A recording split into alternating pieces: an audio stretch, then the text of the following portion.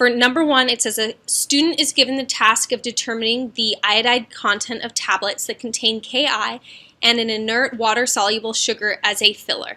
A tablet is dissolved in 50 ml of distilled water, and an excess of 0.20 molar lead nitrate is added to the solution. Okay, so it's an excess.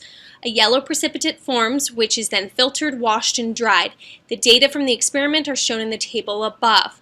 For the chemical reaction that occurs when the precipitate forms, write a balanced net ionic equation for the reaction. Okay, so we know we have lead nitrate and potassium iodide. Well, we know potassium, with whatever element it forms a compound with, it will always be soluble, and nitrate will always be soluble. So when you have the double replacement reaction between Ki and PbNO3 we know that K and NO3 are going to be spectator ions. So your net ionic equation is going to be Pb2 plus 2 iodides produces PbI2. Okay, so that's you get 1 point if you wrote the correct net ionic equation. For II, it says explain why the reaction is best represented by a net ionic equation. Well, it's best represented by a net ionic equation because you're forming lead iodide, which you show, but you're emitting the species that do not react. So that would be the potassium ions and the nitrate ions. Okay. Explain the purpose of drying and weighing the filter paper with the precipitate 3 times. So the reason why we dry it 3 times is to make sure that we are getting rid of all of the water that could be attached to the lead iodide. Okay, so you're heating it over and over again to make sure that the water is taken away, so all that you're left with is lead iodide. So you get 1 point for that correct answer and 1 point for the previous problem. In C, it says, in the filtrate solution, is the concentration of K plus greater than, less than, or equal to the concentration of nitrate? Justify your answer. So I initially went and looked at nitrate and looked at the double replacement reaction that would occur until I realized the wording. It said that there is excess lead nitrate. So immediately I know that the concentration of K plus is going to be less than that of nitrate, because nitrate is in excess, because the lead nitrate is in excess. If it weren't, then I would go and look at the double replacement reaction that occurs and look at the mole-to-mole ratio between nitrate and potassium, which actually ends up being the same, so that wouldn't have helped, but that's where I would have gone. In D, it says calculate the number of moles of precipitate that is produced in the experiment. Well, if you look at the experiment, you start off with the mass of just the filter paper, okay, so 1.462. Then once the precipitate is allowed to dry, notice it starts to decrease, and then it stops decreasing after the third drying. So that third drying represents the mass of the filter paper plus the potassium iodide that has been dried. So I'm going to take, to determine the number of moles of the precipitate, I'm going to take the 1.698, and I'm going to subtract from that the mass of just the filter paper, which is the 1.462. So I get 0.236 grams of potassium iodide. Then I need to take that and convert it into moles. So I'm going to divide by the molar mass of potassium iodide, and what you should get is 5.12 times 10 to the negative 4th moles of potassium iodide. So you get 1 point for the correct number of moles of potassium iodide. Okay?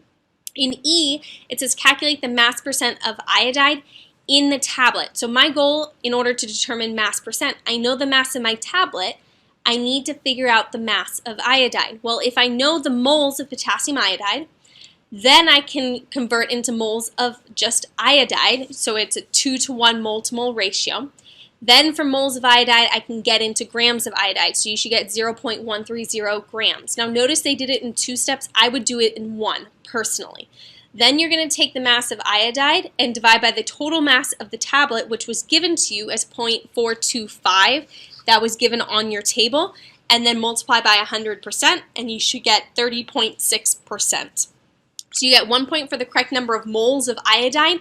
Remember, you don't actually have to write that, just show that that's what you're converting into and you're good. And then you get 1 point for the correct mass percent. In F, it says, in another trial, the student dissolves a tablet in 55 mils of water instead of 50 mils of water. Predict whether the experimentally determined mass of iodide will be greater than, less than, or equal to the amount calculated in part E, and justify your answer. So when you're looking at this problem, keep in mind that lead was added in excess, which means that all of the iodide that was dissolved would have formed lead iodide. Therefore, if you add additional water, it's not going to help dissolve anything more. All of the iodide was already dissolved and then it was allowed to react with the lead ions themselves.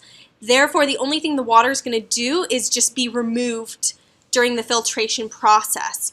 So that's not going to affect the percent simply because all of the iodide that was able to form a precipitate with PbI2 did already. So the amount of water doesn't matter. Okay, so you get 1 point for that. In G, it says a student in another lab also wants to determine the iodide content of a Ki tablet, but does not have access to lead nitrate. However, the student does have access to 0.20 molar silver nitrate, which reacts with iodide to produce silver iodide. The KSP for silver iodide is 8.5 times 10 to the negative 17th. So it's a very small KSP value, which means it's very likely going to form a precipitate. But let's look at the question. I, will the substitution of silver nitrate for lead nitrate result in the precipitation of iodide ion from the solution? And the answer is yes. And the reason why is because AgI is going to be insoluble, just like lead iodide, because it has a very small KSP value. And remember, if it has a small KSP value, that means that your reactants are being favored, which is why it will form a precipitate, because your precipitate is your reactant. Your solid is your reactant. So you get 1 point for that. In II, it says the student only has access to 1 Ki tablet and a balance that can measure to the nearest 0.01 grams.